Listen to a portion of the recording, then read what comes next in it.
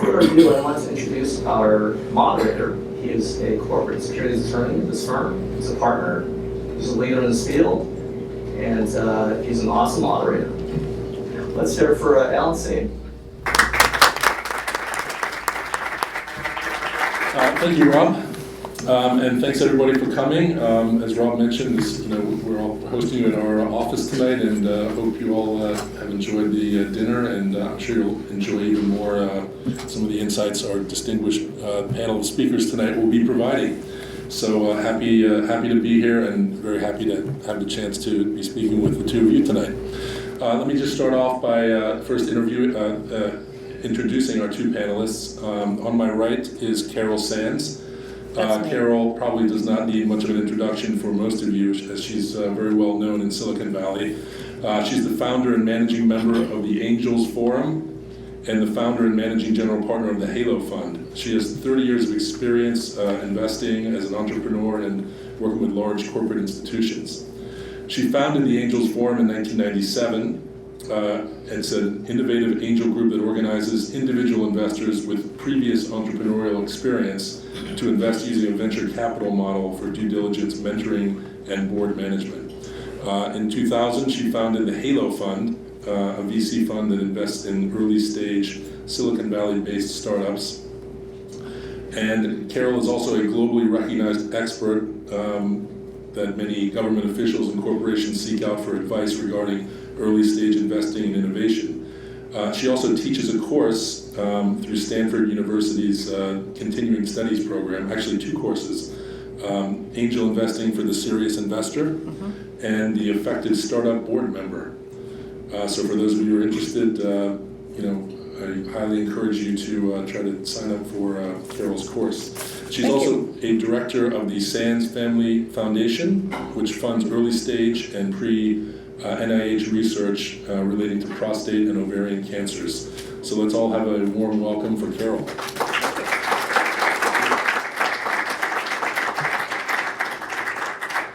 And to Carol's right is Ajay Chopra. And no, he's not the MasterChef India host and judge, in case any of you are confused with him. But Ajay is the general partner with Trinity Ventures, which is an early stage venture capital firm with a 30-year history and over $1 billion under management. His firm Trinity Ventures focuses on early stage and seed technology investments with particular emphasis on digital media, cloud computing, mobility, SaaS, and internet infrastructure areas. His investments have included Fitbit, 21 Vianet, Namo Media, Fitstar, Uplift, Study Edge, and Deliv, to name just a few. In addition, he served on numerous boards of directors, including Gobble, Xerx, TubeMogul, Radium One, Dynamic Signal, and White Sky. Earlier in his career, Ajay was also the co-founder, chairman, and CEO of Pinnacle Systems, which was a pioneering company in the digital media space that he founded in his living room and grew into a multi-billion-dollar global company that achieved a successful listing on NASDAQ. So he's done what I think many of you are hoping to do, many of you in this room. Ajay describes himself, or so I'm told, as a venture capitalist with an entrepreneur's heart. So hopefully he can share some of his experiences both on the VC investing side and also from his experience as an entrepreneur himself. Finally, he is an avid tandem biker. So it's good that we have our two panelists today. So tonight you'll be on the tandem bike with Carol. So let's all welcome Ajay.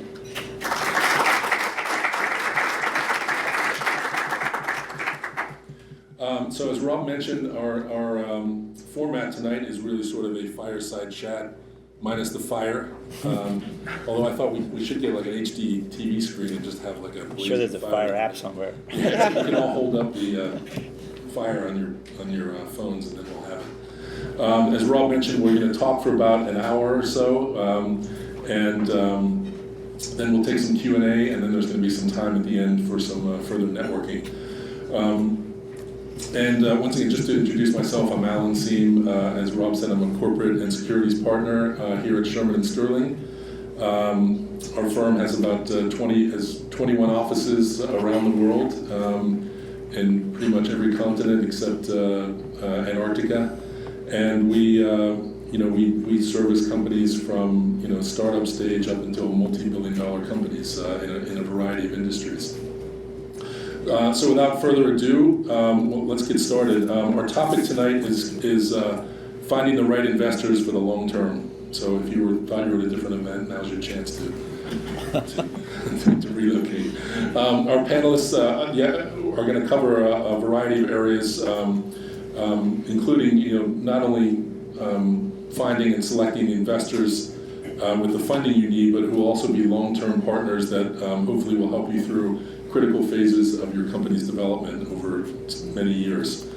So we're going to, I think the idea is that we want to walk through the kind of the process of, what types of investors are out there, how do you find the ones that are right for you, what sort of questions and due diligence should you be doing on those potential investors, how do you close the deal with them, and also, what should you be expecting with them, post-closing, and how can they help you. So there's a lot to cover here. It's my job to make sure we kind of hit those topics, and as I said, and also leave some time for questions. So please hold your questions for now, and hopefully you'll have a chance at the end to ask them. So let's just start off with the first question and lay some of the groundwork here about what we're talking about. You hear about a lot of different types of investors, angel investors and seed investors and growth equity, and maybe you could talk a little bit about what's the kind of range of investors out there. How should you be thinking of them in terms of categories, and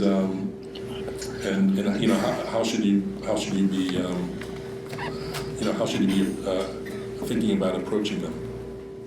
Yeah, so I think maybe broadly speaking, a company typically goes through about 3 or 4 types of investors through its life cycle. Sorry, can people hear Ajay? Maybe you can is my mic on? I think they just need it closer. Yeah, just maybe move it a little closer. Can you hear me now? Is that better? Even closer. Raise your hand in the back if you can. Can you hear me now?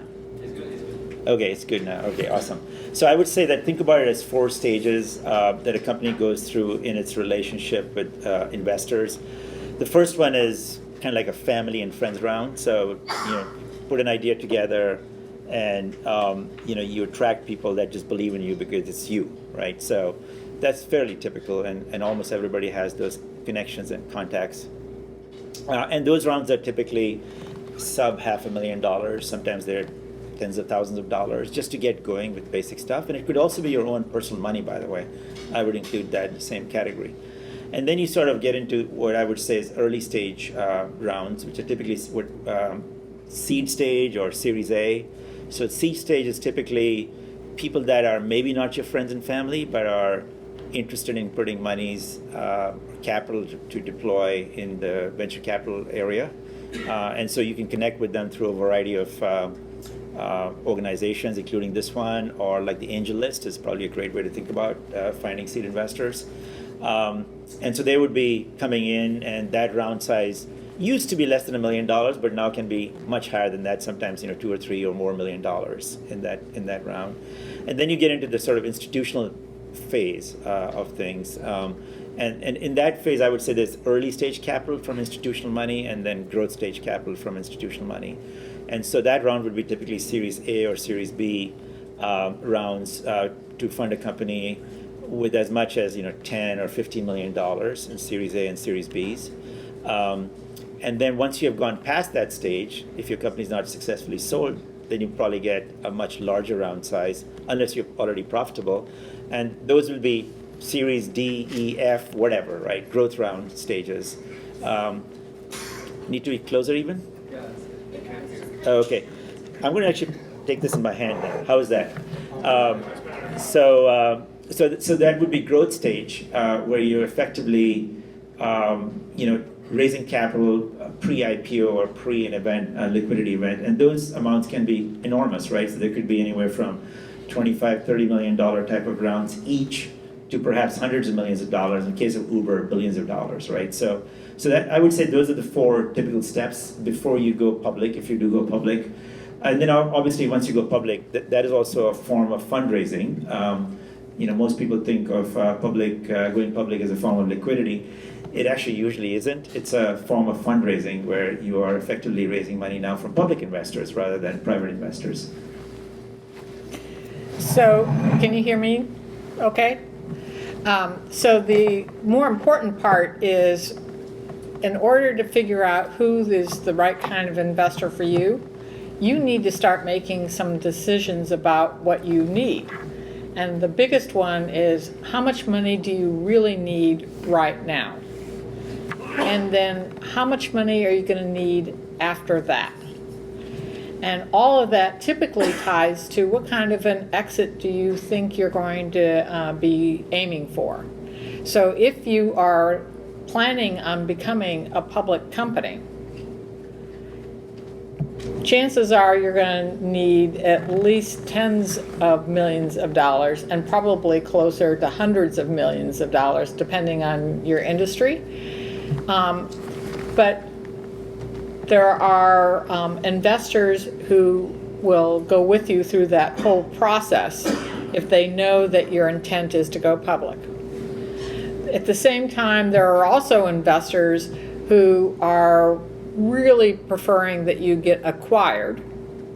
And if that is your preferred exit, then that group of investors will follow you through the process. But they're going to be pushing for you to be acquired. And so figuring out what you want from your company becomes the homework that you need to do before you start talking to any investor. So the key questions is, what kind of an exit do I, because I'm the founder, it's not up for discussion with anybody else unless you have a co-founder, what kind of exit do I really want? And you need to listen to your heart's desire. On a practical level, most successful companies are acquired rather than going public. So if you want to take a different path, you need to make that decision early. The next question you need to figure out is, what are the milestones I need to accomplish to be identified as a successful startup? So if I want to get to this particular milestone, how far out is that in terms of months? And how many things could possibly go wrong during those months? And then figuring out what the financial budget around that would be. And the reason I asked the question about how many things can go wrong is, trust me, they will go wrong. Life has an amazing sense of humor, and when you put together a plan, it's just determined to show you how your plan was imperfect. So you need to have a plan, a backup plan, and then a backup to the backup plan, and you need to be raising enough money that if you had to go through all 3 stages, the plan, the backup plan, and the backup to the backup plan, in order to make that milestone, that you can do all of that without having to go raise money again. And then, regardless of what type of investor you're talking to, it's going to take you anywhere from 3 to 6 months to actually raise the money. So when you're thinking about how much money do I need, you need to raise enough money to get to the milestone, and then another 3 to 6 months worth of money to go raise the next round of funding because you have accomplished your milestone. And then again, you're going to have the plan, the backup plan, and the backup to the backup plan. So what happens if when you accomplish your milestone, you're ending up in like June? Well, fundraising during July and August, pretty much not going to happen. especially as you are getting into more mature and more sophisticated venture capitalists. So now I'm not talking about 3 to 6 months, I'm talking about 5 to 8 months. But maybe something isn't going quite right, and maybe I needed 12 months to actually raise it all. Just like in any financial situation, nobody likes to fund a loser. Nobody likes to fund somebody who is desperate for cash. What they like to do is to fund winners. They like to fund people who don't need their money, or at least not right this minute. And so the more that you can properly plan so that you're not caught in those circumstances, the more likely the speed at which you raise the money will be. Does that make sense? Or at least be able to act like you don't need the money that badly. Yeah. Practice. Yeah. I think, my feeling on this may be slightly different. I think that there is so much that you need to do to run a business that if you sort of get caught up in having too many plans and trying to finesse them all the time, it's kind of tricky. I would say the best rule of thumb is if you're really committed to your idea, you're really passionate about it, you feel like you can deliver it in $5 million, try to get $8 million, and you'll be okay, right? And then if you think that you need capital in, let's say, a year and a half from now, start raising it 6 months sooner, you'll be okay. I think it's hard for most entrepreneurs to really put thorough plans together, especially when they're first starting out. And my sense is that it also depends on, just like in anything else, the company you keep. So if you are engaging with high quality investors at each stage, you sort of understand how the game is played, then they will be helpful to you if situations don't pan out as you might think they would. So it's not unusual right now in today's market where capital is becoming a little bit more scarce than it was, let's say, a year ago, that angel investors, would readily do a second seed or extend the company some amount of capital to move forward. So I think that an important part of entrepreneurship is first making a deep commitment to what you're doing, because understanding that your time is more valuable than any money anybody can give you, because for you it's lost opportunity. That's point number one. But having done that, you have to plan for success in some way. You can't be just constantly thinking, am I going to run out of money? Because that can put you in a mindset that may not actually be a winner mindset, to use Carol's terminology there. I think it's best to take your time to get to know the entrepreneurs, just like they take the time to get to know you. This is something that I think most entrepreneurs forget. It's a business transaction. It's probably a business transaction that's going to last longer than some marriages. And so, make sure you do the dating, make sure you do the vetting on both sides, so you know what you're getting into and what your expectations are.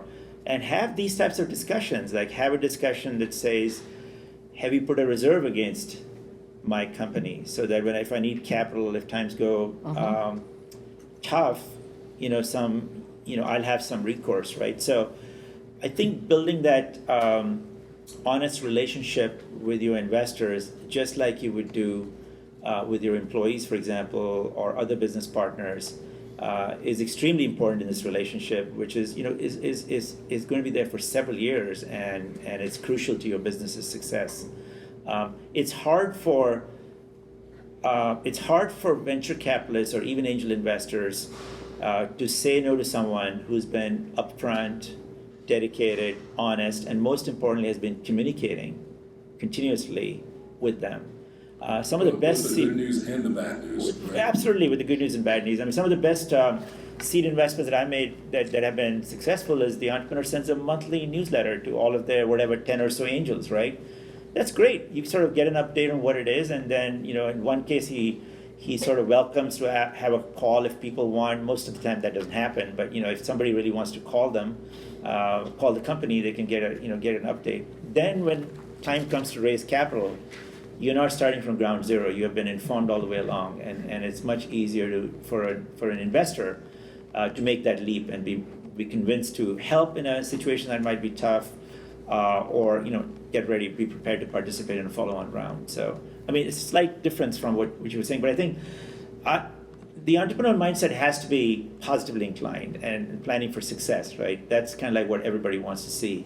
Not giddy and drinking their own Kool-Aid, but also not pessimistic about and worrying every minute about running out of capital, because that take away the focus from customers and technology and building the business and so forth. So yeah, that's fantastic advice, and thank you for your comments. I'd like to just get back to that point that you just made, where you have a founder and you probably have a very small management team. You're trying to get your business off the ground. You're trying to develop, if you're a technology company, you're probably, working on developing your technology. You're trying to do, 20 different things, and, finding investors is just one of them. So you have very limited resources to devote to that, right? Yeah. You can't spend all your time, out there looking for investors. So do you have any tips on, you'd mentioned, coming to events like this are a good way to try to find out who might be a good fit for you. Do you have any other tips on what might be a good way to use the limited resources you have to identify the best fit for you in the limited amount of time? Yeah, I mean, actually, Carol is kind enough to invite me to her Stanford class as a guest speaker every year, so we talk about this quite a bit. I think one of the things that I'm always surprised with is how few entrepreneurs do diligence work before they reach out to investors, right? So the interesting thing is, at this point in time, there's everything you ever want to know about me that's on the website. Like, there's so much there you probably get tired of, and that's true for not just me, but almost every venture capitalist, including angels now, because AngelList and Crunchbase and all these have done such a good job of extracting the right information that you need. Then there are blog posts. You can very easily research whether a fund has raised money recently. So do they actually have capital, or are they just going to just meet you for fun, which is a waste of your time? You can actually see what the specific investors' interests are. You can see if there are any competitive companies that they have funded. Like Tandem Biking. Whatever, right? I mean, so I was thinking of investment interests, but even social interests are, right? So you can connect with them in a variety of circumstances. So I'm actually almost appalled by how little research people do, and many times send us business plans via email that are directly competitive with a company that I've just funded. Like, what am I supposed to do with it, right? So it's first thing is, do a lot of research before you approach the investors that you want to connect with. It's the quality in this instance, and getting to the right investors is way more important than quantity. I think just like spreading your stuff around and reaching everybody is completely useless. What you have to do is to kind of like say, okay, I'm building a company in marketing SaaS space. This investor in this specific company is going to be the right match for me, and there are 4 others. How do I get to each of them? And don't send them emails out of the blue. I mean, I get so many emails every day, I just can't keep up with it. Find someone that is connected to you, that is connected to them. Use LinkedIn. I mean, LinkedIn is, these things were not available when I was an entrepreneur, right? I mean, there was nothing available at that time. Now you have so many tools. Figure out who's their best connection, who will make you a warm introduction, who will be able to say genuinely authentic things about you, good or bad, whatever, right? So there's always risks in business, and nobody's perfect. So we don't expect a perfect entrepreneur to appear. We just want to know the positives and negatives so we can assess the risk in making an investment, right? So I think an authentic introduction is really, really important after you have sort of narrowed down from this enormous number of investors that are available out there to a hand-picked set. Done your work to make sure there's no competitive company that they've funded, made sure they're interested in the sector they have, made sure the fund has actually got the money to invest, right? Make sure they have the right stage for you, for the right amount of money, like Carol was saying. So I think those types of things are easy to, it takes time, but it's not difficult to research. And then reaching them through the right channel is really, really important. So a lot of the research that he was talking about sounds like it might be daunting. So one of our portfolio companies is coming up for a funding period, And the entrepreneur turned to us and said, I don't know who we're supposed to be talking to. And I really just don't have the bandwidth to go meet with a lot of people. Can you put a short list together for us? Well, first of all, I'm already an investor. I have a vested interest in making sure this company has enough money to go forward. So yeah, I am willing to spend my personal time to help make sure that my portfolio company is successful. I happen to have the advantage of also having access to interns. So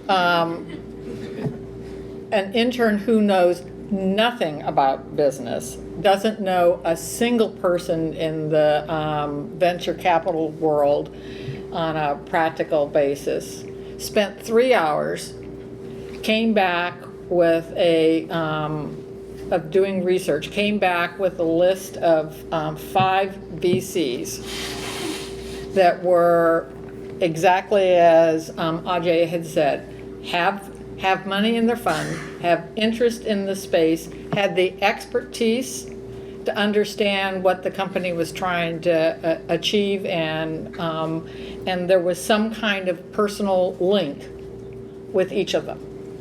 3 hours time. Well, that's not bad. And so that kind of research can be done by you, but the more important part is it's also a delegatable piece of research. I delegated it to a person who knows nothing about the topic, but they knew how to do research on the internet. Use Odesk. Yeah. There are lots of ways to be able to do it. One of the best ways is by pulling in people around you that are business advisors, business champions, hopefully investors, and using that group to then get to that quality of venture capital is by far the best way to be able to get the right kind of investor. If I pick up the phone, I know Ajay is going to answer. And if I ask him to take a look at something, I'm not saying he's going to say, yes, oh, Carol, that was exactly what I wanted to invest in. But I do know he will look at it. So Carol, are you talking about people that will do this as a service for you for a fee, or Nope. people that you can find who will be willing to be a mentor to you and help you in that regard? One of the things that a lot of people who are not from Silicon Valley have a hard time understanding is the amount of gifting of time that happens within Silicon Valley.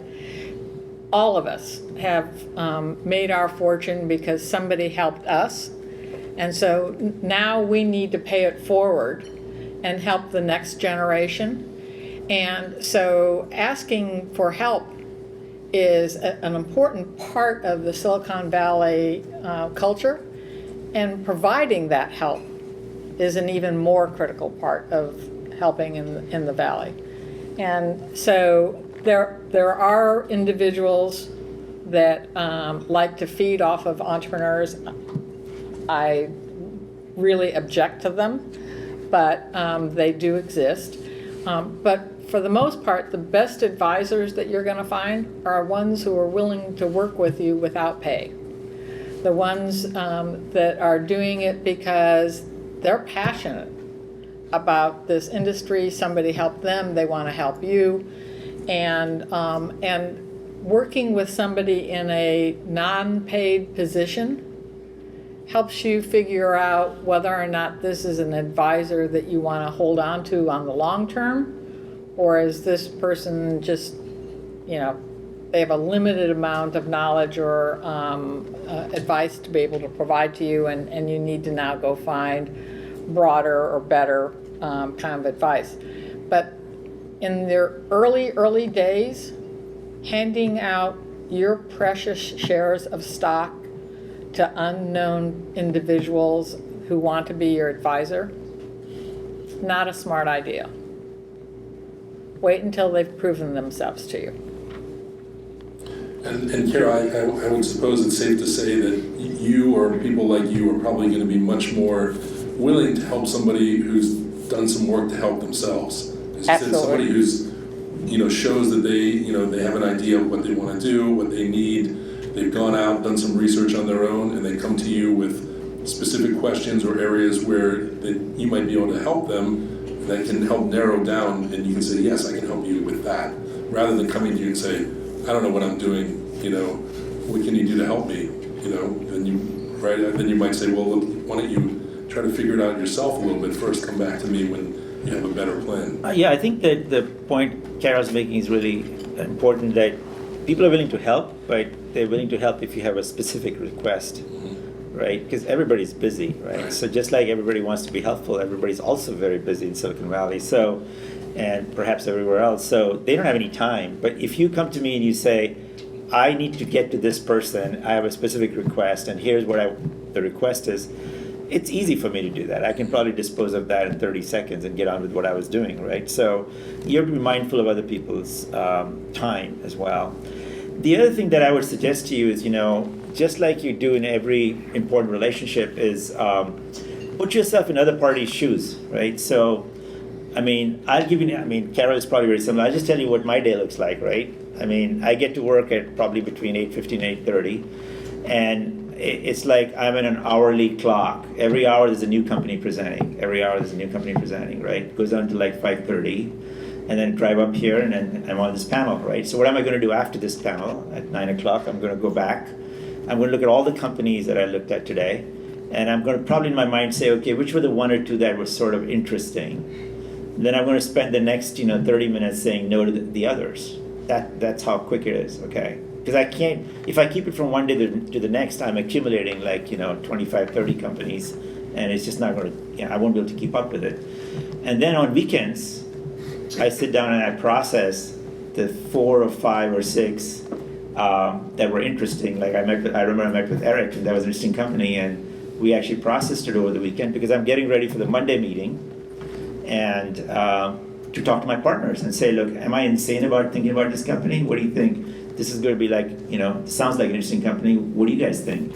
And so we all get together, then we narrow down the list even further. That's what my day looks like, day after day after day, week after week after week, right? So you have to be sort of mindful of that when you're getting into that situation, and I'm going to pick like perhaps 1 or 2 companies a year to invest in. 1 or 2 companies a year to invest in. Maybe seed investors would do perhaps 4, 5, 6, maybe 10 times that maximum. But they're looking at hundreds of companies. In our shop, we process roughly about 3,500 companies a year across all of our partners.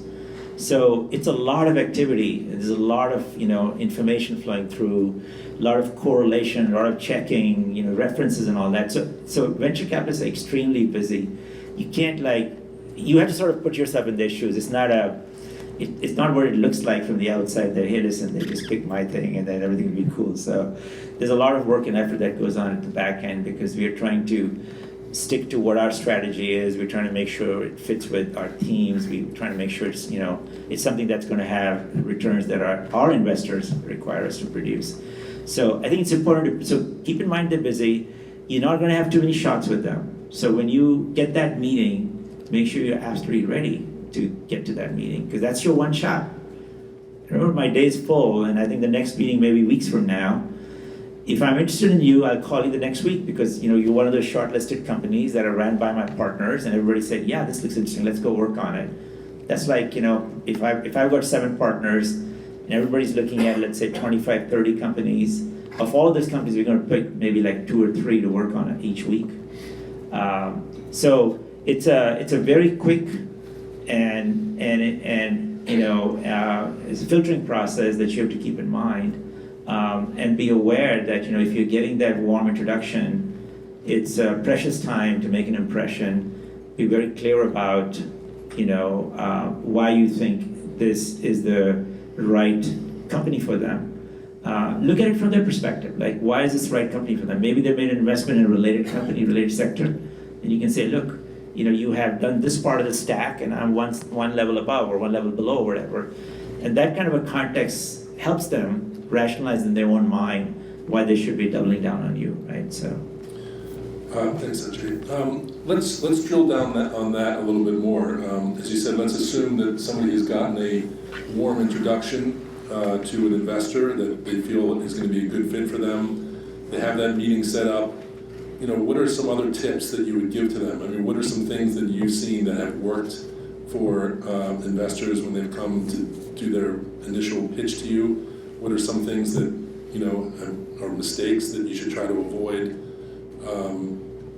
You know, and you know, what are some questions that a company should be asking the investor in that meeting as well? Should it all be one-sided? Should it just be an entrepreneur finding out about them, or is it also an opportunity for the company to ask questions to the potential investor? So I'm going to start this and let you finish it. I tend to see companies at a much younger stage than Ajay does, just because of the nature of the type of investments that we do.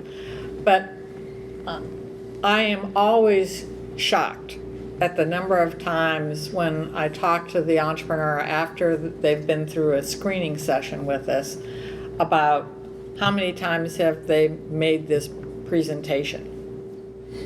Well, this was the first time.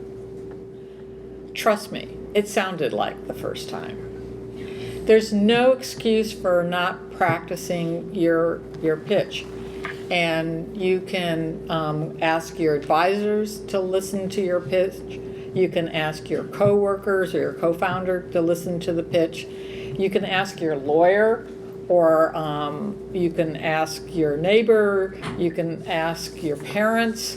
There are all sorts of people that simply can listen to. They don't have to understand all of it, but they need to have that ability to say, you know, I didn't understand this. I can't read this slide. I didn't understand the logic of why you were talking about this and now you went to that. There are lots of just very common sense type of things. And rehearsing your presentation is a really good thing. So that's one. Number two, understand that there's a process. Ajay was outlining what their process was. What he left out was that there was a screening session even before you got to him, which was somebody, and I don't know if you do your own or not, was going through written versions saying, this is interesting, this isn't interesting. So just physically being invited in is a big deal. You do get just one shot to make this impression. So spend the time preparing for it. Don't come in drunk, don't come in tired, and show up on time. I don't know how many times you have that problem, but we have. Have you had somebody come in drunk before? Oh, yeah. It wasn't some alcohol-related business, was it? I wish it had been. We're trying to show you the effect of the Effect of the product. product, yeah. But especially here in Silicon Valley where traffic is so terrible, and entrepreneurs show up 20, 30 minutes late, we're on a schedule. We allocated time for you during that period of time. You show up late, you get less time. Because we're not going to sacrifice the next entrepreneur just because you couldn't get somewhere on time. How about any gimmick? Has anybody done any gimmicks when they meet you? People bring fresh baked cookies. Does any of that stuff work? Oh, so my favorite one, and I won't tell you who the company is for obvious reasons, walked in with a bunch of mugs for all of us that were in the screening meeting. And since they didn't know how many people were going to be in the screening meeting, they brought a dozen.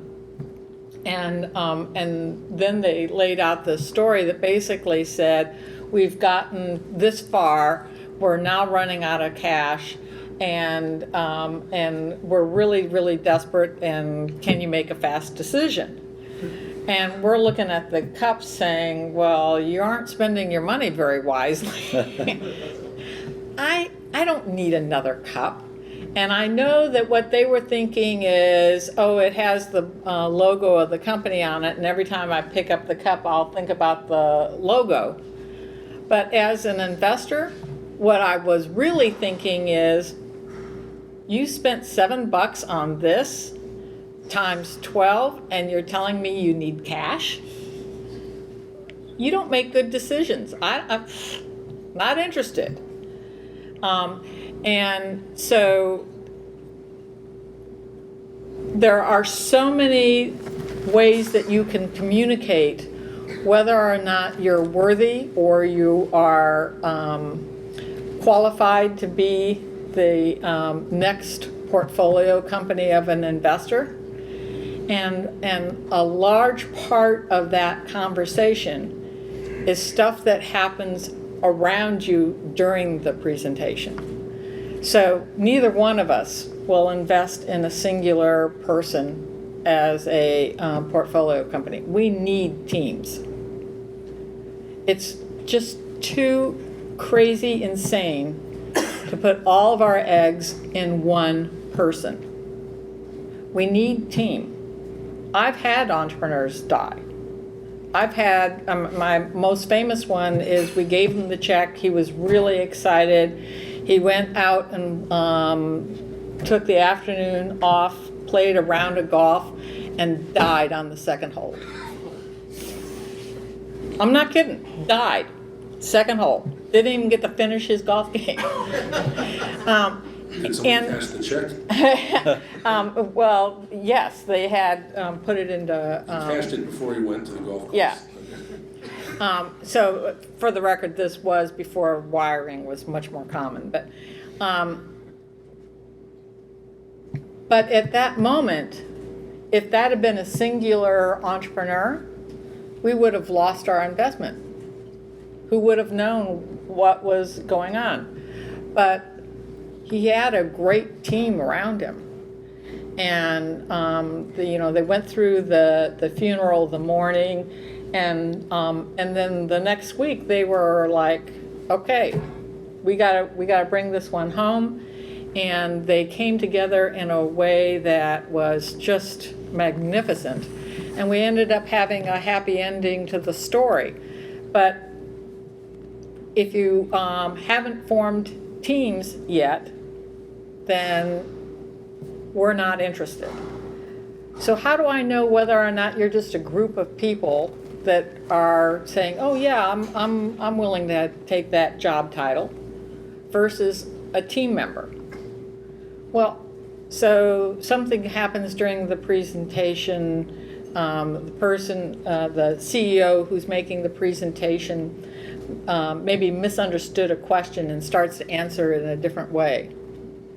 Does the team member sit there and let the CEO drive himself further in trouble?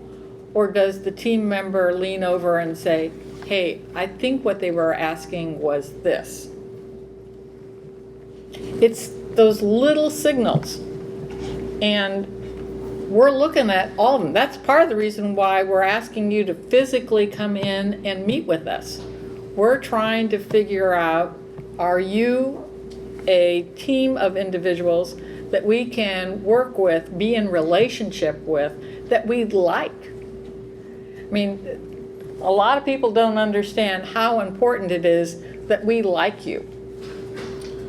Yeah, I mean, I've heard people say that, I don't invest in companies, I invest in people. Yeah, I think that's a really important point. And when you're selecting your investment partner, you should be thinking that way too, right? Is this someone that you're willing to sit It's marriage. in a meeting with and discuss strategy all day long and actually go to battle on the business front, right? So I think that's really important. I think one thing I wanted to add was that in our assessment, likability is obviously important because you want to make sure there's chemistry, right? Otherwise, you can't really communicate really easily. Right.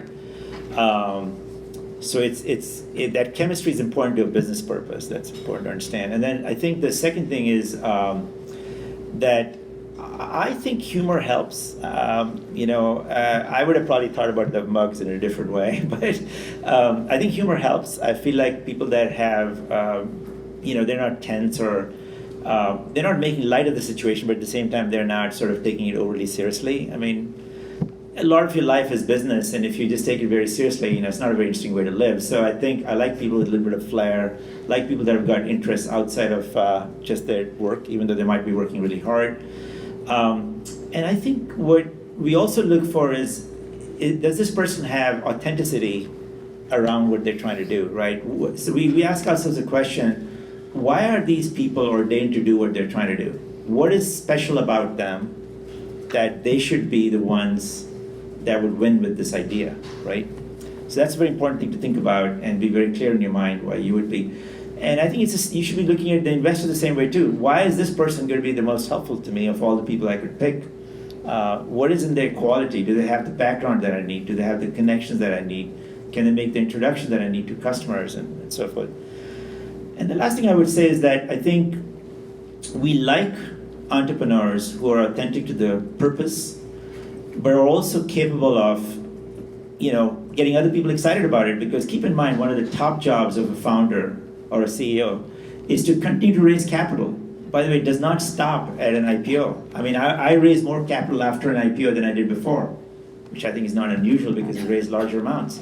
So, you're constantly pitching your company to everybody your partners, your customers, your employees, by the way. You got to keep the employees excited, so you got to make sure they're with you. You have a mission and a purpose, and they're following you along for years and years and years. And of course, your investors, right? So you got to pick the people that are going to come along this ride with you, be excited about it, find you interesting, find you likable, find you somebody that they don't mind hanging out with, right? So that's really important for a successful partnership. One of the things that we haven't touched on is the variety of investors. So for the most part, the general wisdom in the Valley is never take money from just one source. And so you're going to end up having a collective of investors. And if all of them look exactly the same, then you've passed up an opportunity to have different skill sets and different connections and different wisdoms coming to the table for you. One of the areas that we're being really lucky about right now in Silicon Valley is the huge quantity of corporate monies that are around and how generous they are, not only with their money, but also with the talent that is within their organization. And they can fill out a funding round in a very beautiful way. They bring very unique industry-specific expertise. Their money is just as green as ours, and they can help support you in impactful ways. So when you're thinking about who I want to be able to get money from, make sure you think about who the corporate potential partners might be. And then in an ideal way, you don't have just one corporate partner, you have multiple corporate partners. Thanks, Carol. Let's talk again a little bit deeper about what other things an entrepreneur should do to figure out whether an investor is really right for them. I mean, we've talked about some of the things that the investor can do, but how do you really know at the beginning that they are that kind of supportive, consigliere type that's going to be there for you? I mean, there may be people that are very charming at the front end, but as soon as they invest in you, they're writing you constantly to say, "Where's my exit? When are you going to sell?" How do you do that kind of diligence? The good news is that everybody has a record, right? So what I tell my CEOs to do is, I have invested in 25 companies or whatever. What I tell my prospective CEOs to do, people that are looking at joining hands with me in a venture, I tell them, go talk to any one of them, but please make sure you talk to the ones where the company's failed. Because those are the situations where, the discussions were tense and, there was a lot of angst on all sides. And then see, how I behaved and how other investors behaved from the perspective of the entrepreneur. So it's very easy to check out. These are not difficult things, right? I mean, the portfolio is there on my website, my past portfolio, my current portfolio. You go to Crunchbase, you know exactly who the CEOs were of the companies that did not succeed. You go on and look at LinkedIn and see who you're connected to find a connection to that person. You reach out to them and you say, how was your experience with Ajay or whoever, right?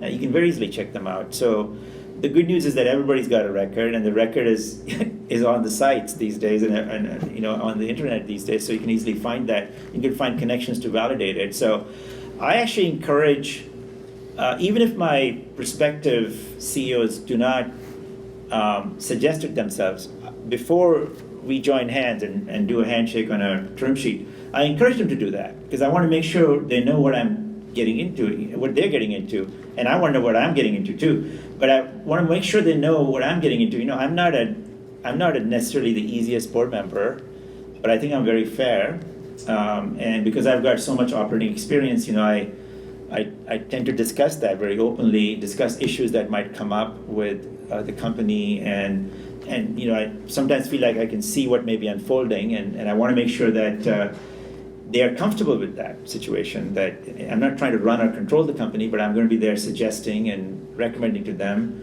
various ways that they should be looking at a situation. So, and not everybody's comfortable with that, right? So I think that getting to know who you're going to be working with through the eyes of people that have worked with them is actually not that difficult, and it's highly recommended.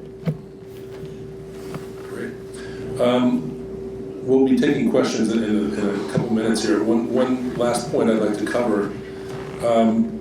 Let's say you had the meetings. You're interested. They're interested. If you're an entrepreneur, how do you go from getting on that short list that you're kind of interested in the company to getting to the actual investment, to closing the deal? Any advice or tips from the company standpoint? Go ahead. Yeah, I mean. Typically the process for the company in our shop is we have an initial meeting that I described. I think that the company is interesting. I discuss it with my partners, and usually that's where the drop-off rate's pretty high in the first couple of thought circles internally. Once you get beyond that and we start to work on it and actually do diligence, the probability from our perspective improves significantly. And then I think we are generally getting to know you better. From our side, we want to get to know the team, just like Carol said. So perhaps the CEO came in and made the first presentation, but then I want to know who else is with them. Usually almost anybody that comes and visits them, I can figure out who is connected to me that might know them. So I can make a quick few calls very easily, or just send out an email and say, hey, what do you think of Eric? I'm going to keep picking on Eric.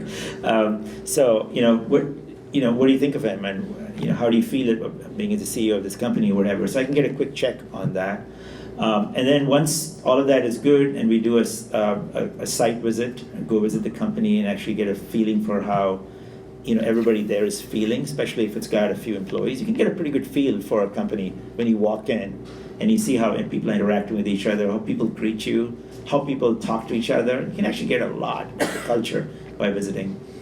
And then usually we bring them in for a follow-on meeting with a larger group. So if let's say a consumer company, then in Trinity's case it would be most of our consumer team would look at it, and then it sort of goes through the filtering process. And then we dive into deeper diligence, and then bring them in for a partner meeting. And all of this can be within a period of, let's say, 2 weeks. We can do even faster, but usually if you're going to do it right and the two sides are going to get to know each other well, then it may be more like 3 weeks or 4 weeks or so for a commitment from our side, which is a term sheet. So, yeah. And so once you get to the term sheet stage, at that point, we bring you guys in, the lawyers, right? Yeah. So, I mean, usually from our standpoint, in my 10 years at Trinity, I can't remember if we have ever not closed a deal that we signed a term sheet on. So we have actually done most of our work up front. We're committed essentially to the company. During the legal diligence, we might find certain things that need to be fixed that could delay the funding. Sometimes the legal structure is not right. Sometimes the cap table is all, needs work. Sometimes they have international entities that need to be cleaned out. We like to be companies to be Delaware Corporation. You know all these things, right? As a lawyer, so I think we do those kinds of cleanups, but those are a matter of days to weeks, right? So to get it all done. Yeah. But I think that's good advice. I mean, that's the point before you get to that stage where you're in there, in the company, you're hiring lawyers to do due diligence. That's where the company should really take the time to clean up all the loose ends. To Absolutely. That they're there. If you have, some permit that you haven't gotten, but you can get it in relatively easy. Some agreements that are critical that have not been signed, right. things like that. Go get that done, right? Yeah. Because then that'll make the funding process all that much smoother and quicker. Yeah, and you move forward as a clean company for future rounds, right? And it's really important to clean all that stuff up so when future investors are looking at it, this looks pristine from a legal perspective, right? So, yeah. So I'd like to just do a quick advertisement here for working with your lawyers. A lawyer is Please take as much time as you need. a lawyer is in your life to help increase the probability of you being successful. And one of the things that always amazes me is that we get into a conversation around term sheets and I'll ask a simple question like, so what did your lawyer think about this? And they'll say, I haven't talked to him. Well, that's interesting. Was he unavailable? Was she not willing to take your call? Do you have the right lawyer? But the more likely is they simply didn't pick up the phone or send an email off to the lawyer to let them know that this was happening. And that's a really big mistake. If there's anybody who has more experience working with the venture community, it's the legal community here in Silicon Valley. They know all of our quirks. They know what our standards are, what we typically say, what we typically don't say. And you need them in your corner, whispering in your ear, saying, pay attention to this, hold tight on this topic, you can let this one go. And to enter into this kind of conversation without the benefit of legal counsel is just being stupid and foolish. I'm going to have legal counsel. I know he has legal counsel. And we do these kind of contracts all the time. For the most part, you guys are going to be doing it for the first time, and if you're exceptional, maybe a second or third time, but still, we have a lot more experience at this than you do. And you need the support of a legal community helping you. And so start thinking of them as your friends rather than a necessary evil. Excellent. I'll take that check now. So I think I was going to open it up to questions unless Yeah. you had any final comments, anything before we open up to Q&A? No, I mean, I think that I just want to emphasize, it's actually really, really easy to figure out who are the right investors for you. It's not that hard. I just wanted to emphasize it. And I think it's really easy to diligence on them and figure out if they actually will hold water in tough times. There's so many resources in Silicon Valley, and there's so much stuff that's on the internet. That's point number one. Point number two, just make sure once you figure out who they are, and it's going to be a small set. It won't be 25. It'll probably be 5, right? You should figure out the best way to get introductions to them. And just be really prepared, just like Carol said, be very prepared to make a very crisp pitch about why you're different and why you should be ordained to do this company. Just think about that. And what is so special about you and your team that you're the ones who are going to deliver in this competitive landscape or emerging landscape or what have you, right?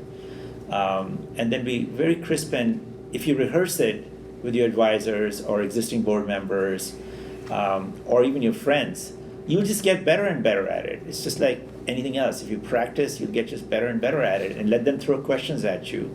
Practice that a few times. Maybe you can go practice with a friendly VC, right? Because they'll probably ask similar questions as the next person that you're pitching to. So get that right. And then I think you increase the probability by doing those simple things. You increase the probability so much to get to the right answer, or at least leave an impression that will, they might be thinking of, perhaps they don't fund you, but they'll be thinking about you for a future round, or they might be thinking about referring you to somebody else who might be a better fit. That's where you want to get to as part of that meeting. Thank you. Thank you, Ajay and Carol. And let's open up for questions. I think we have about 15 minutes.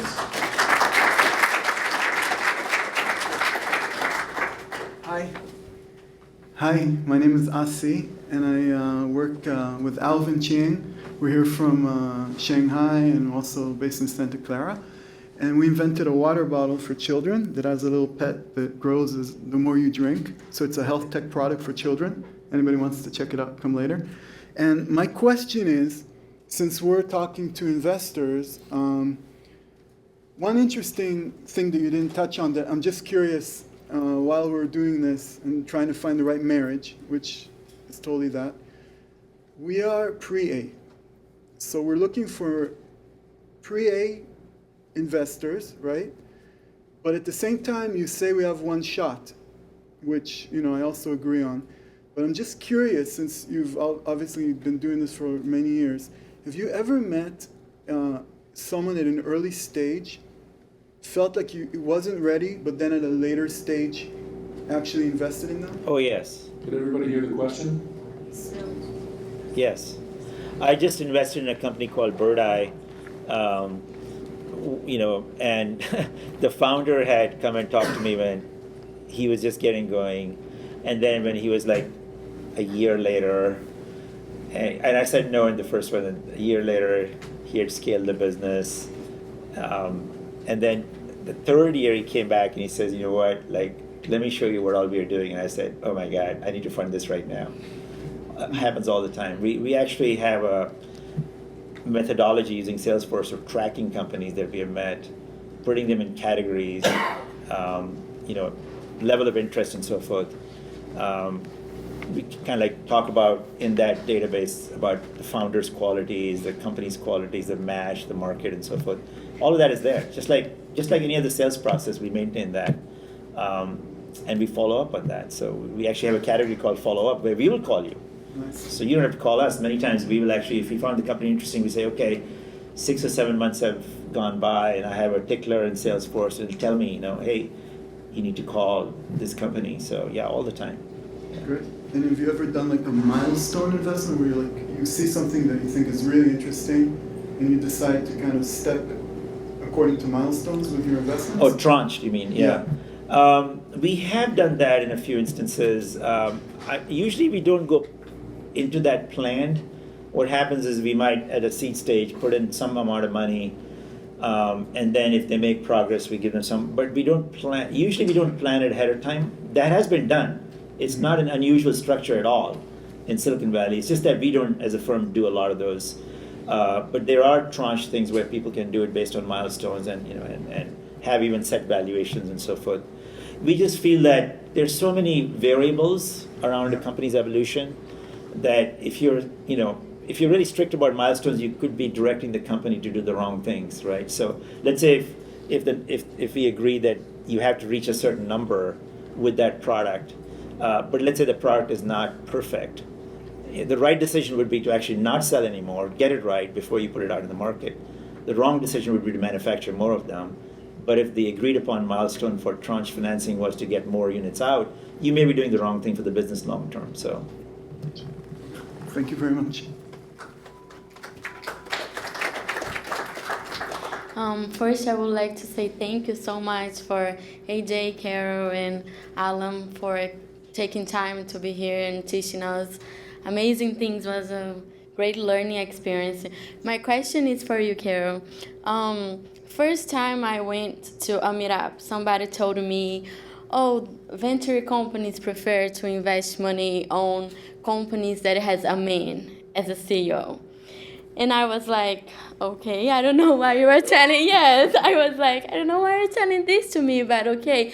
So I started doing research, and I saw that actually less than 12% of companies in Silicon Valley are run by women. So I don't know why, but I wanted to ask you what advice would you give to women entrepreneurs at Silicon Valley?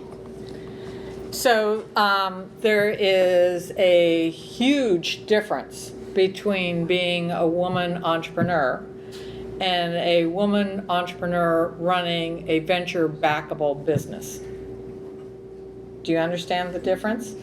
There are gigantic statistics that indicate that here in Silicon Valley and nationwide, that over 50% of all businesses that get started by women. We're doing fine in the entrepreneurial category. We're just not doing great in the venture backable. And a lot of that has to do with, remember when I was talking about figure out what your intent was? A lot of women, when they're starting up businesses, don't want additional money coming in. They don't want to have a company that gets really, really big. They don't want to have to work 24/7. They're customizing a business for their lifestyle at that moment in time. There's nothing wrong with that. It just means you're not going to get venture money. And so a lot of those women will be doing entrepreneurial activities in the beginning of their business life, and somewhere around their 30s to early 40s, they pick their head up and they say, darn, I'm good. And suddenly they start thinking about their own self and their accumulated business experience. And then they start thinking, well, I could play on a bigger scale. And they do. But at that point, they don't need other people's money. They've figured out how to design a business that gets to profitability, and they can grow the business with internal. And so, you know, I know there's a lot of press right now about the fact that there aren't a lot of venture-backed companies with a female CEO.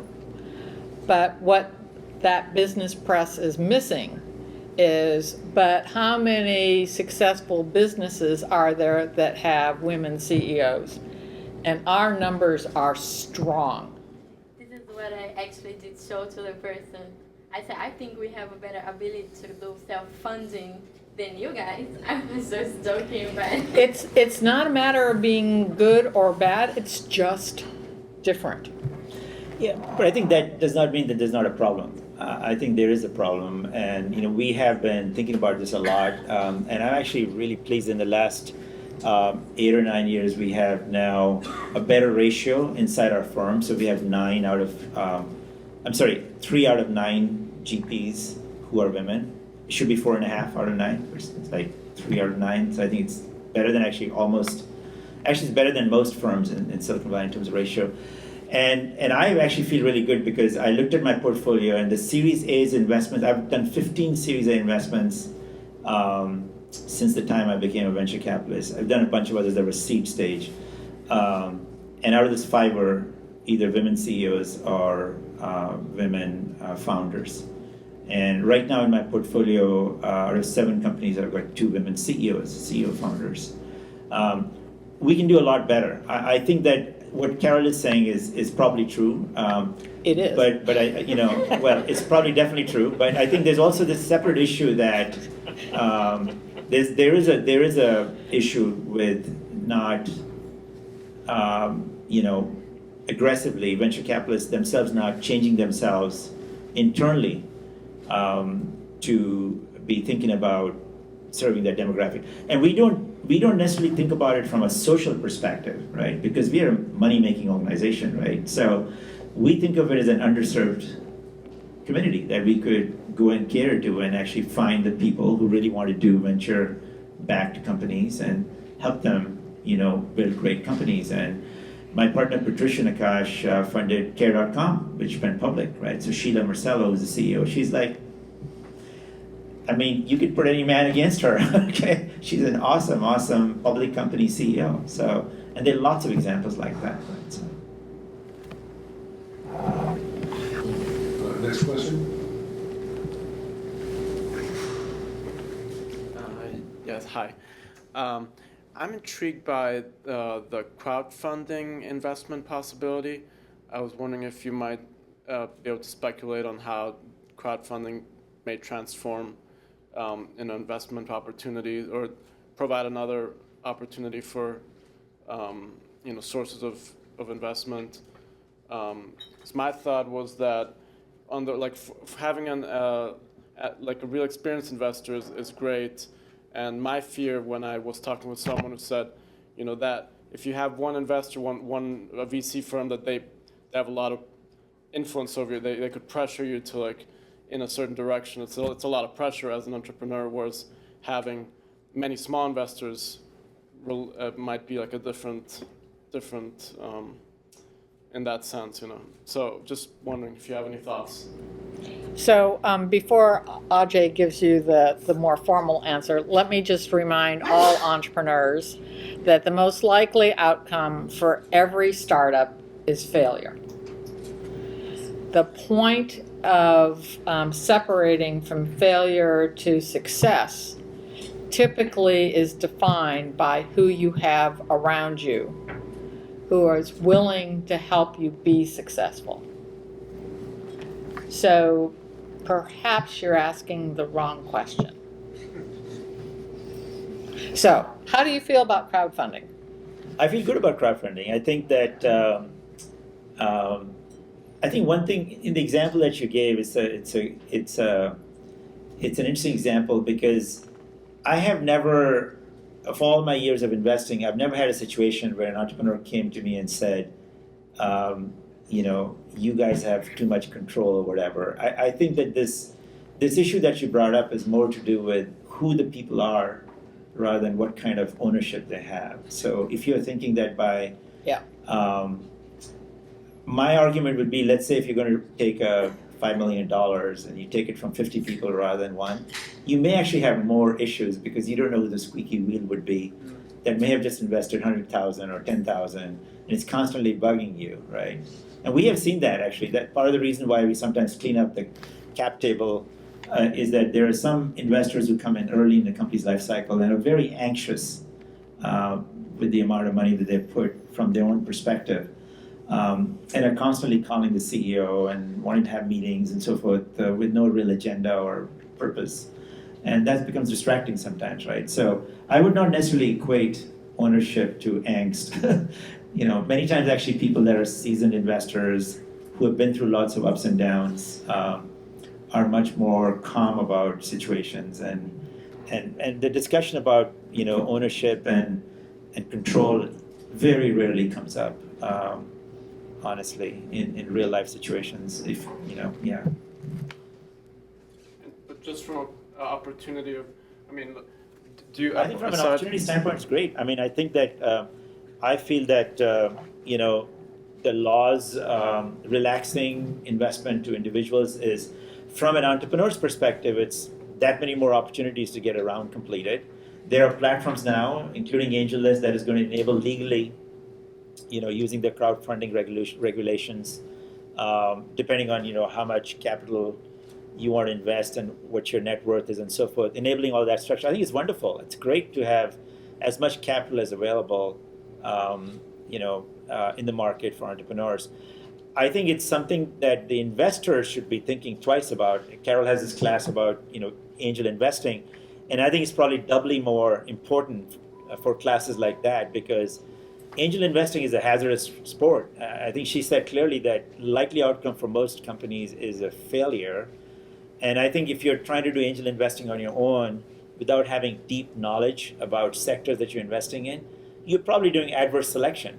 You know, the best companies are going to be selected by people that are in the know, that the entrepreneurs find because they're in the know, and you're going to be left with companies that are probably more likely to fail. So I think whereas it's great for the entrepreneurs that they can get the money, it's probably, you know, it's advisable for people that are going to deploy money in that ecosystem to work with people that are in the know. I'm willing to go on record as saying if you've taken crowd-funded monies, I'm not interested in you as a portfolio company. The probability that you're going to have legal issues with those investors is just too high. You mean like even our crowd type of investments? Or that's separate? Do you consider that crowd? So I consider crowdfunding where I'm selling stock, not product, Yeah. but stock to an unknown investor. Next question. Just too many. One of the core lessons you learn in the investment world is who you co-invest with makes all the difference in the world. In crowdfunding, I don't know who I'm co-investing with. I'm not comfortable with that. I'm not saying it's not a good source for you. I'm just saying if you do that, I'm not interested. What is the best way to reach out to angel groups initially? It's like send them an email, or do you call them, or I mean, what's? I gave you a business card. Thank you. So the truth of the matter is probably the fastest way to get to any angel investor in Silicon Valley is to sit down with your lawyer and say, I need to get some funding. Who in the angel investing community do you know and you can introduce me to? Because if Alan calls me up and says, or emails me directly and says, take a look at this company, again, I'm going to take the time to look at it. If you send it to me cold, I'm going to send it off to somebody on my team, and when they have time, they might take a look at it. But you do have a screening process for, Yes. for emails that come in for that, right? Yes, but they're the last priority. The ones that we move on the fastest are the ones where there's an introduction. Okay, thank you. Hi, just thanks again to the speakers. It's really been very informative. I've got a particular challenge in that I'm representing a biotech company working on multi-drug therapies for different types of cancer, products in the queue for FDA approval. However, they're not local in Silicon Valley. They've got some initial funding, and they're looking to expand. They're looking for other investors, particularly in Silicon Valley, but they're out of state. And I was talking to Carol, and I know that that can be a challenge, and that some investors are not going to have any interest in that. Are there firms, are there investors in the Valley that will actually consider investing in companies, in teams, in entrepreneurs that have proven a viable company, that are in the process of, they have product out there, but they're just not local? I think the answer is yes. Yeah, I mean, we unfortunately don't invest in biotech, but we invest throughout the U.S., actually throughout North America. We made a few international investments too, but we are not focused on that. But we invest all through North America. So I would imagine that the funds that are really looking into pharma or biotech investments would probably have a similar posture. I think limiting to just Silicon Valley is just not enough for most funds, especially if you're raising a decent amount of capital. I mean, maybe the angels do that just because they want to be nearby and have a reach and so forth, and that's totally understandable. But I think most, I would say, institutional funds are at least national. So I don't know why you would have it. you should be able to identify entities that are doing biotech investment, as I was discussing earlier, by just looking at the profile of different funds. You can actually do a search on Crunchbase and say biotech investors and probably see a bunch of listings. Kind of We- can look at the specific areas that this company is focused in on, and perhaps you've already done that, I don't know. But I find it hard to believe that institutional investors would not look at a company outside of the Bay Area. Sure, and I appreciate that answer. That's terrific. We're kind of at an initial stage of kind of expanding. It's up in the Portland area where there's a big biotech industry out there. So we're actually just now looking at investigating that. So that's great input. I really appreciate that. Thank you. Give me your business card. I'll connect you with some. Oh, perfect. Thanks. Hi. I have two questions prompted, one by a comment made by Jay and one by a comment made by Carol. So, first question is, how does one work around the fact that investors who are interested in certain markets or industries are probably already invested in those markets, and therefore there may be considerable risk of stepping on a competitive landmine if one approaches those investors. And the other question I have, this is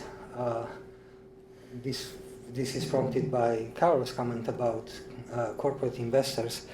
There used to be an urban myth, at least a few years ago, in the Valley, that VCs don't like to co-invest with big corporate investors because of potential for conflicting goals and so on. So I would appreciate if you could comment on. Yeah, let me take a shot at that. On the corporate stuff, if I can just answer that one, because that was the last one you asked. I don't think there's a real issue with taking corporate money. Here's the issue that the founder needs to think about, which is that, as the company grows and requires hopefully more capital to grow even faster, you want to have a set of people around the table who are able to continue to fund the company, right? And venture capitalists are in the business of continuing to fund the company, if not for anything else, but to try to maintain as close to their original ownership as possible, right? So, particularly if the company is doing well. But what happens with corporate investors, and there are exceptions to that, like I think Intel Capital is a very good exception to that, where they actually think like a venture capital firm. But there are a lot of corporate venture capitalists that have stepped into the Valley just to have a position in a company, maybe even put in a lot of money one time, just to be able to observe. It's you. It's definitely me. I won't touch this. Just to be able to observe how the ecosystem is going, right? It's weird. Just to be able to observe how the ecosystem is going, how the company is doing, and so forth, right? For their own purposes, and they don't have a interest in continuing to fund the company on an ongoing basis. That causes a problem then around the table, because a major investor that participated in the prior round, did not invest in the follow-on round. And then I can't remember your other question, but I'll let Carol answer it. So the other question was, how does one work around the fact that Oh, the competitiveness. Oh yeah. who are invested, who Yeah, I think I made that comment. So, it turns out that, like, if you look at our practice in marketing SaaS, I think we have something like 8 companies now, maybe even more.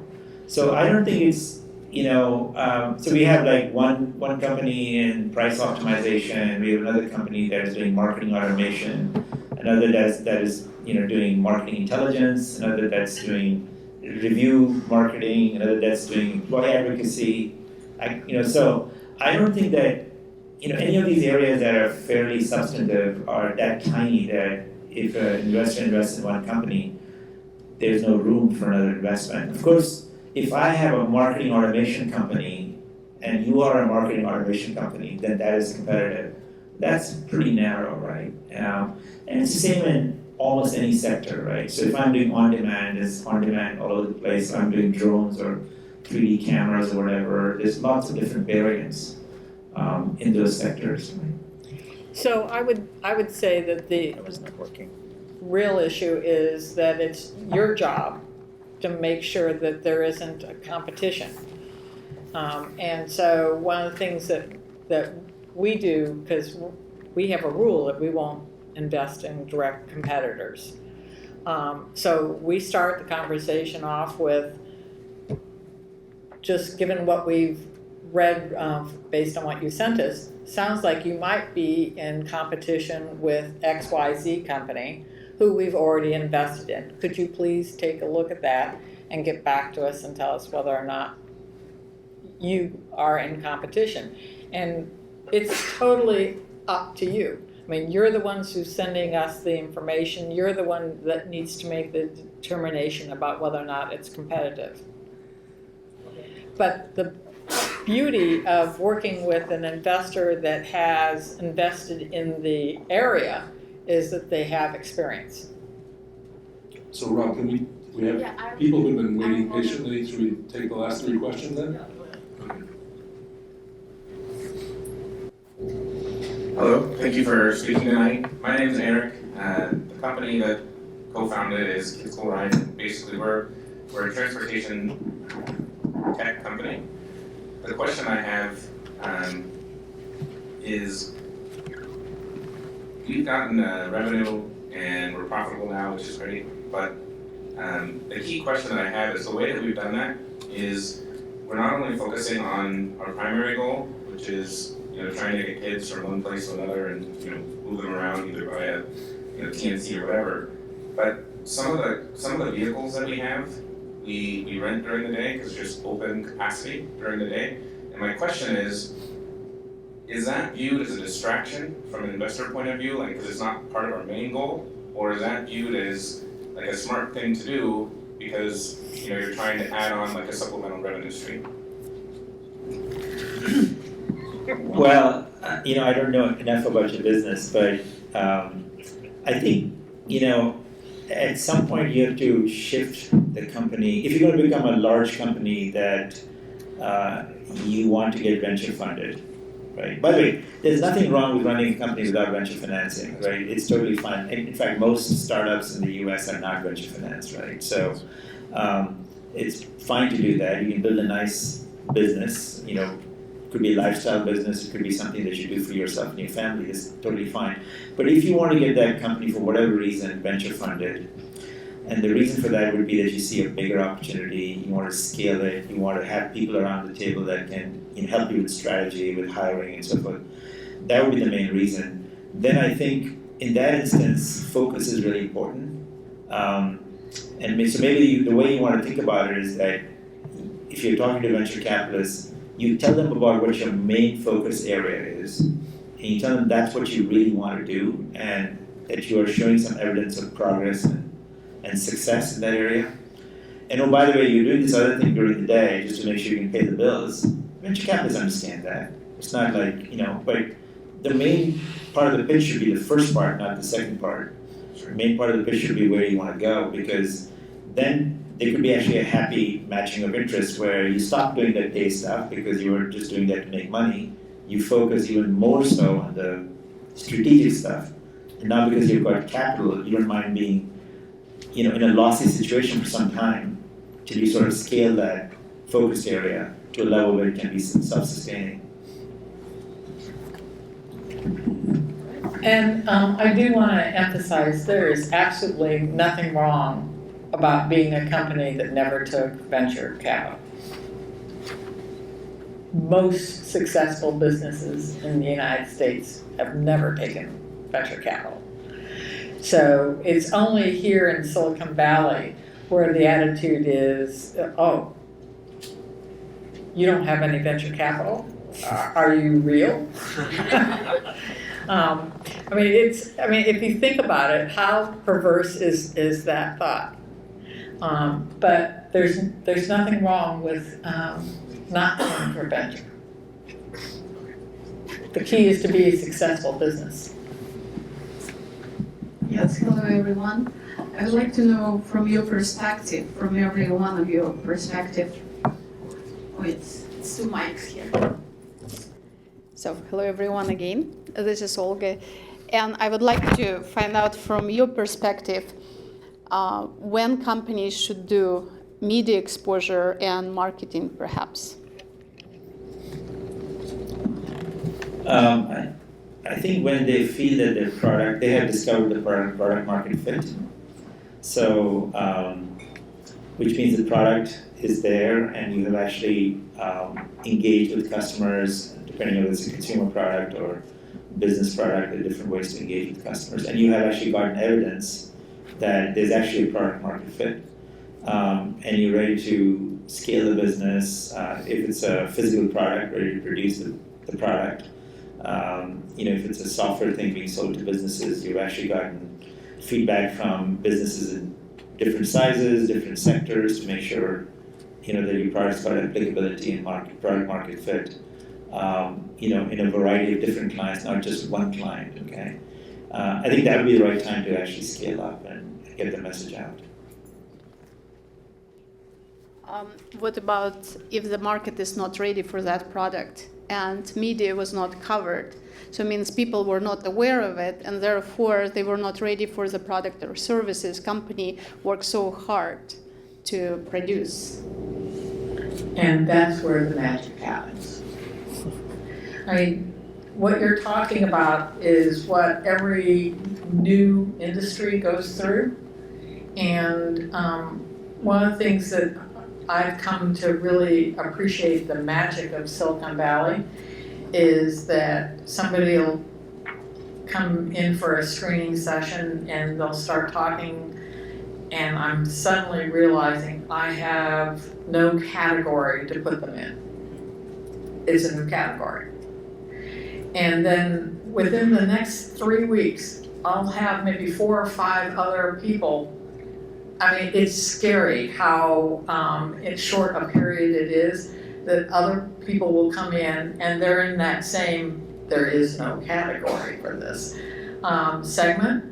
And one of the cruel lessons that I've learned from Silicon Valley is it's rarely the best company that wins. In those kind of segments, it's the company that was most creative with figuring out how to talk to their potential customers and how to reach those potential customers. And that creativity is not always connected with the best product.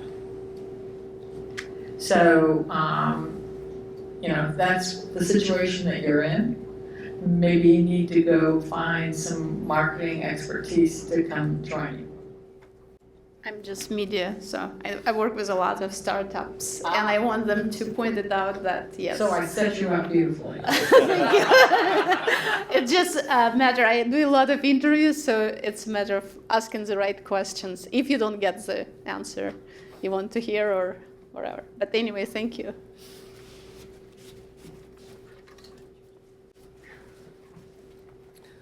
Hi, thanks for your presentation. Just one question. Would the presence of an already existing EB5 investor who is not an owner be any impediment or any influence at all in your decision making? What's an EB5? It's the Invest in America by a green card program run by the. It's one of the ways immigrants can become United States citizens. Making an investment. It's $1 million investment typically. Yeah. And I'm sorry, so what's the question? Would the presence of an EB5 visa investor be in any way an influence on your decision, pro or con, toward a company? I don't think so. I mean, particularly if they're a minority holder, I don't think so. What if they're majority? Are you talking about the EB5 project itself, or just? No. That there's an EB5, a foreign investor who's put money in as a debt instrument, which is what they're allowed to do under an EB5. So it's just another way of getting debt capital as opposed to equity capital. Debt? So it would be debt capital, but the investor is foreign. I honestly don't feel qualified to answer this one. I think this probably needs research from like some of the legal folks. I think my feeling would be that if somebody's on a cap, we don't check everybody's credentials that's on a cap table when we're making an investment. So if somebody is putting capital into a company, so long as they're a minority owner and they don't have any interest, they don't have any board seat or control of the company, and they have standard rights, they can be dragged along in an acquisition, stuff like that, then I would not probably even know that they're an EB-5, frankly. That's kind of like how I would think about it. But if they've got substantive ownership, even less than a majority, then I would worry about it, right? I would just I'd like to understand who they are. It's the same thing that Carol was mentioning earlier. Is this is like a team coming together on a mission, right? That the CEO is coalescing, right? It consists of employees, it consists of partners, and it consists of investors and other entities like lawyers and such. And so everybody has to sort of know who everybody else is, except if they're not substantive to the team, right? If they're one of 50, then they may not be important. But if they actually own, let's say, 10, 20% of the company, I would want to know who they are, right? So, yeah. Okay, thank you. One last question. Okay. Hi, my name is Vida, and I have a question regarding to see if at the same time, do you fund two competing companies at the same time? For example, if I know my competing company had funded with your investors, should I come to you, or it's waste of the time? It's better to go and find another. Can you repeat the question into the mic, please? I was asking. The question was whether, I think it's kind of the same question we covered earlier, is if an investor's already invested in one company, if you're a competitor to that company, should you even bother to come and talk to that investor? Is that Yeah. clear? No. There are plenty of investors out there, so you can pick somebody else. On Great, that well, note, thank you. Yeah, maybe we can have another round of applause for our panelists tonight.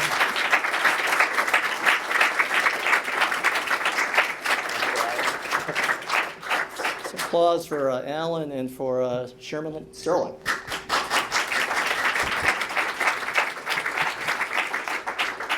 Panelists, stay in your seats. We want to thank you by presenting you with the classic Idea to IPO coffee mug.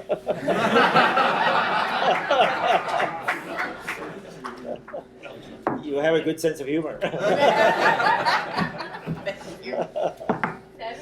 times 3. I know. He's not Thank asking you. for money. Thank you. Anyway, thanks for coming, and see you next time.